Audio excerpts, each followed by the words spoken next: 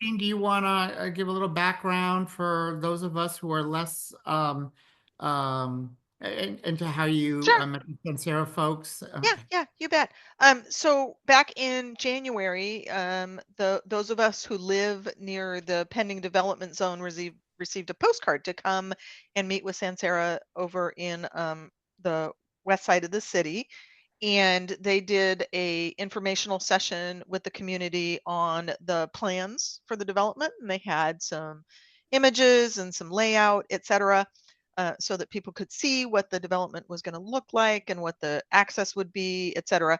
And so we have been in communication. I wrote Adam and invited them to come join us last week. They had a conflict with some planning commissions in Southern California where they're based. And so I extended the invitation to come and join the session tonight to talk to us about some of the things that they've done to prepare for the submission of the plan with the city and to kind of mitigate some of the concerns that the community has. So I sent them an email earlier this week and gave them some of the feedback that we got from last week's meeting so that they could give us some more directed answers versus a loose conversation. We only have them for a few minutes in this session, and I wanted them to have the opportunity to share some more information with us. Yeah, and we might have some questions and answers from the other board members. So Absolutely. take it Great. away, Adam and Rob. Okay. Well, thank you guys for inviting us. I appreciate it. We know that you guys live are our neighbors, and a lot of you have probably lived there for quite some time. And so we want to be respectful of that and respectful of our neighbors. And we want to keep you guys informed on the project and as things are progressing. So anyways, I appreciate the forum. We have a few slides. I'd like to be able to share my screen. Is it possible to Joseph to give me control on that, or maybe I have the ability already? Yes, I will be glad to. Okay, you should have it now. Before we get going, I don't have Rob's name. What is Rob's last name? My last name is Muelrath. It's Muelrath. Thank you. Thank you. All right, Okay. you should be able to share, Adam. Okay, thank you. All right, so what I'm going to run through is a lot of the stuff that we had at the community meeting. I recognize some of you from that meeting, so I'm happy you guys were able to attend that. I want to kind of walk through all that stuff again. It might engender some answers to questions you guys have already as we go through this. I don't know that I got a chance to speak to everybody who attended one-on-one, but I'd like to kind of just walk through the project, just high level, and kind of give you the overview. So the project location is at the corner of Shady Lane and Wildflower. The project itself is 51 single-family detached conventional residential lots. The project has a point of access at the corner of Wildflower Lane and Wildflower Road and Shady Lane. The idea is that there will be a stop bar location there, and then the project itself will be built down below Wildflower Road. The project itself will have its own homeowners association that will maintain its own landscaping, slopes, and those kind of things. The project will be relocating the existing sewer pump station here at the corner of Shady Lane and Wildflower, and relocating it further down here where you see parcel E. The site, the overall parcel covers what you see here on the vicinity map. We've labeled it as Lot 1, Parcel A, and Parcel B. Lot 1 is where the residential development occurs that you see here, where the lots are. Parcel A is the green area down here that will remain open space. Parcel B is also an area. There's a riparian area where there's a bunch of trees that come down here. We're not touching that area either. So that is an area that we're going to avoid. That's going to be open space also, with no ability to develop that in the future. Let's see. Wanted to kind of walk through a couple of renderings, and I can come back to that site plan if there's any questions or anything that comes up. But this is a view of the project. It's a rendering the project looking from the Benicia State Park area, looking up.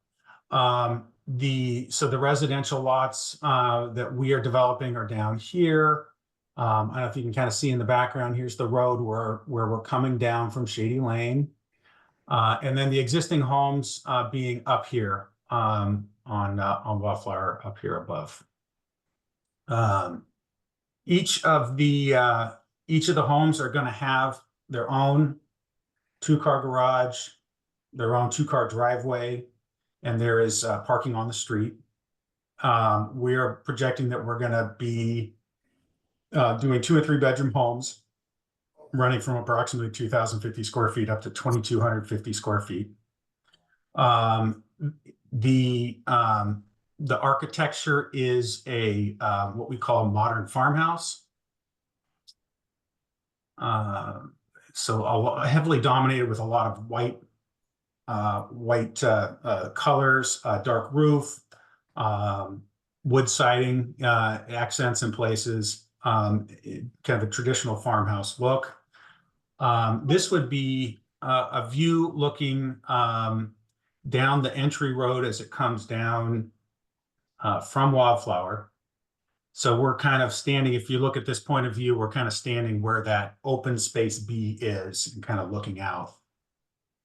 So we're preserving all this area. It's probably in reality is a little bit more heavily wooded than this, but the artistic rendering, you need to be able to see through it. So, so some of the trees have been removed, but this is largely dominated with riparian trees.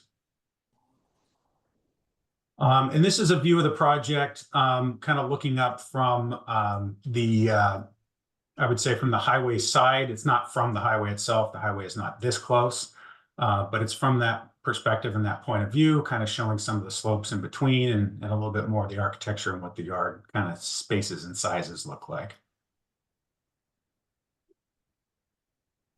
Sorry, And this question on that previous, like, so are the current residences on the upper part of this hill here? No, the current residences are way up kind of here back by these trees. So this is our project. The residents along Wildflower are going to be way up here, and what you were looking at was kind of these homes here. Okay. So this is kind of further setback. More from the highway perspective, if that makes sense. Okay. And this gives you an idea of the architecture. The homes are about 30 foot wide or so, 35 feet wide. So they're not super wide homes, but they are 2-story.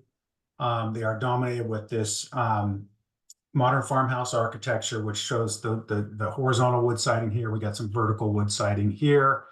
And it kind of gives you a perspective of kind of some of the variability of the architectural elevations as you go through the project.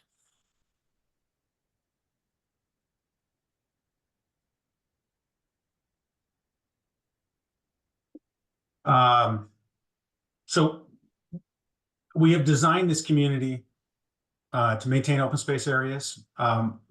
Less than half the site is actually being developed, I believe, more or less in terms of acreage. The idea here is to complement the existing Glen Cove neighborhood. The zoning here for this property ranges from 0 to 25 units to the acre, and there are 25 acres. So the maximum allowable under the city zoning and general plan is actually close to 500 units here. We don't believe that that's the best development here. It seems inconsistent with the neighborhood. We think this is a good use. This is a project we would like to propose, and I think it's really treating this part of the city as a continuation of Glen Cove, and just continuing the community that you guys already have onto this parcel. The property itself is identified in the city's housing element as having 51 units. So our 51 unit development really is developing the minimum allowable number of units you could do here under the city's approved housing element. The project itself is designed to be very walkable. We have a couple little open spaces here that's designed so that folks, the community comes, the central area here is where you kind of walk your dog, pet waste station, community mailbox, a little social area here. Let's see, what else can I point out on this? So you see the open space in the center here that's being set aside and not being touched. You see that, I don't know if you can, we zoom in a lot, you can see that's listed as limits of work. So we're not going within that area. The water, the runoff that comes out of here naturally, well, not about naturally, it comes out of the Glen Cove development. There's a either a detention or retention basin along Wildflower that holds the water and then outlets here. All of that water from Glen Cove will continue to drain down here in the same manner. You see this flow line here, it will go underneath the project, and then the same amount of water that comes out now is what continues to flow out into the city property and then into the Benicia State Park. The water from our site itself is collected in this treatment basin here. So it's treated and it's managed for the flow rates as it comes out. So the idea is that as it outlets here, you're not increasing flows and you are not you're not speeding up the flow. So that's all been designed through our hydrology and our water quality management plan. That will be part of the city's CEQA document.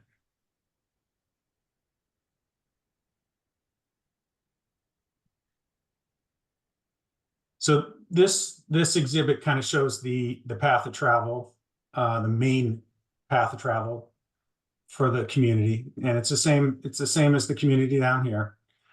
So 51 more lots driving up here, up past Rubble's Way, and then out to 780 is kind of like the main path of travel.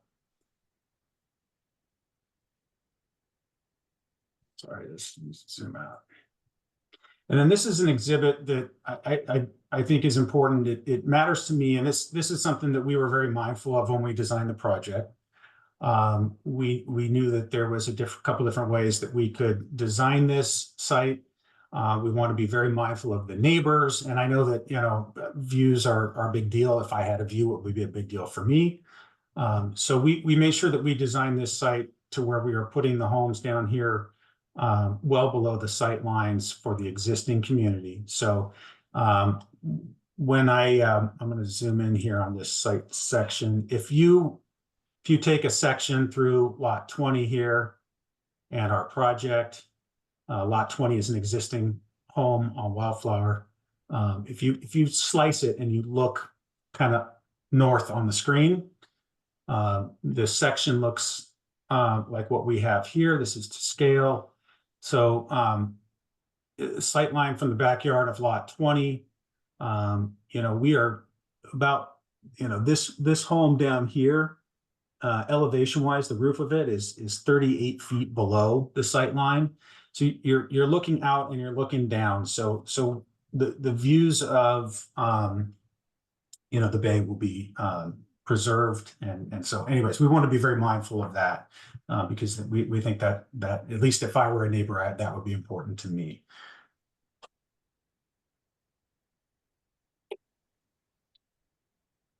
Let's see. I'm going to go back up to the main page here. And just kind of give you a little bit of an overview of the project timing. I mean, the project has been in with the city for a full review. It's complete. It's been through all the review with the city that we go through up until the point of doing the environmental review. And the city right now is preparing the environmental documents for approval. This will be a full environmental impact report, so it'll be an EIR. The draft of that is very close to being done and being ready to be circulated. The city controls that process. I don't control that process. So the city does the environmental review. I believe there is a meeting on the 10th, so next week, for a notice of preparation. So I think that's a step in the process for the EIR where the city alerts the public, hey, we're preparing this document. So that'll be on the 10th. So you guys can look into that. And then at some point after that, when the draft is through the city's administrative review, then they'll go through the process of circulating it through the public. And so that'll go through a circulation process prior to the public hearing. This project will be going to Planning Commission and then to City Council. I should also add that this project has with it its own plan development guidelines. So we are preparing guidelines that go with the project that govern how this specific community can be designed. So things like setbacks, architectural styles, how wide the streets can be, basic landscaping, stuff like that. That'll be part of the approval process along with the tentative map and landscape designs. I know that it's always been asked in the past about home pricing. I tend to be very conservative when I approach that because, we don't know exactly what it's going to be at the end of the day until it comes out to market. So I think, I think the homes, I don't want to give you exact prices right now because they could just change anyways, depending on how the market moves.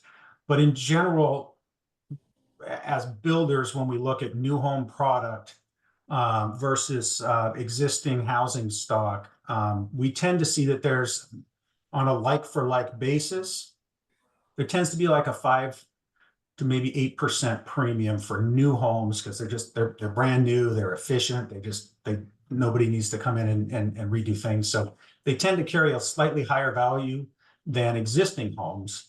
And so you kind of have to kind of balance that with the fact that these lots are smaller than what's in the neighborhood next door. But I just give you that premium context so that you can kind of figure out where you think the market is and just kind of make some judgment based on that in terms of where pricing would be. You guys know the market as well as anybody if you've lived here for a while. So that's what I would say to that. In terms of construction timelines, first and foremost, this project needs to be approved through City Council before it can move forward. And then after that, there's going to be a period where the full, kind of detailed engineering drawings are going to be done. That process of developing the plans, it depends on how quick the city can approve them and how quick the engineer can get it done. But I would expect that to be at least 6 months after the approval before any work can begin.